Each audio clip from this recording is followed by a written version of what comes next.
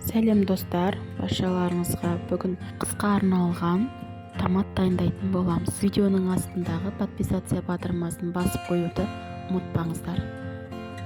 Алдымен болгарскийімізді мясорубканың аузына сиятындай етіп турап аламыз. Мен қызыл болгарский қолдандым, сіздер жасыл болгарский қолдансаңыздар да болады.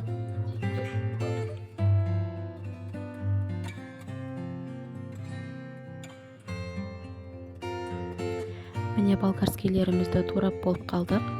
Ендігі кезекте болгарскийімізді мясорубкадан өткізіп аламыз.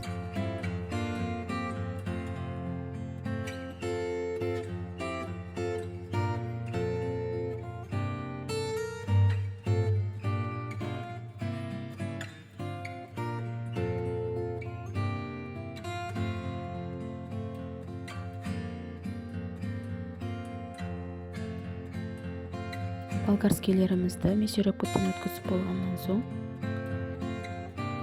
келесі кезекте чесногымызды өткізіп аламыз.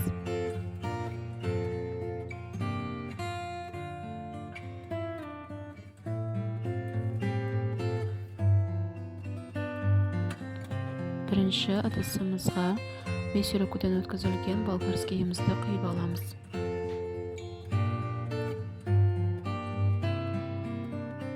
Бетін жауып, қайнап шыққанын күтеміз.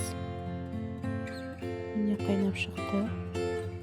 Үстінен чесногымызды салып, жақсылап араластырып жібереміз.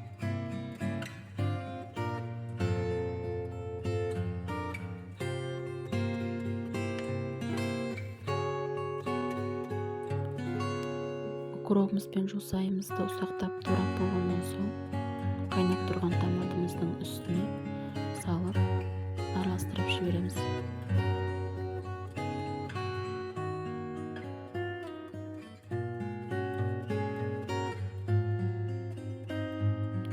Төрт ас қасық тұзымызды салып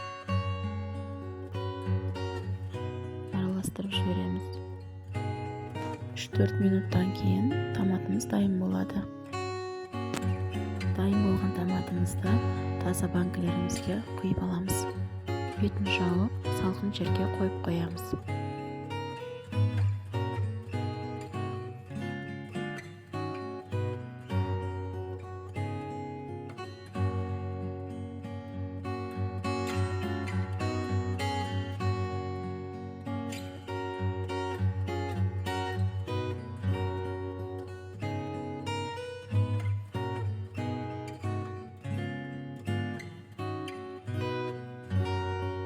Видео ұнаса, лайк басып, подписация батырмасын басып қойыңыздар. Сіздерге пайдалы болды деген ойдамын.